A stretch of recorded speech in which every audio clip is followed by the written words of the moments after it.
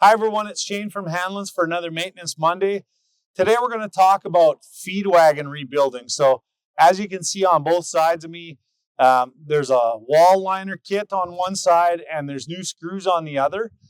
We get a lot of calls at this time of the year. People notice that they have a bubble in the bottom of the feed wagon, or their augers are starting to get pretty thin, or that the flighting is even starting to bend over. If you want to do a replacement, what the parts guys need is your serial number. So normally that's on the front left-hand corner of the wagon on the main frame. Get that serial number, because then they send that serial number to Supreme, and Supreme has records of all of the bend characteristics of these walls.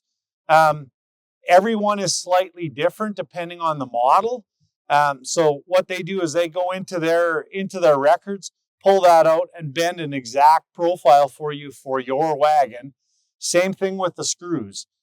So we need that serial number, and then they can get you a complete kit built so that you can rebuild that wagon and get many, many more years of life out of it. Hopefully that helps you out. Thanks for watching.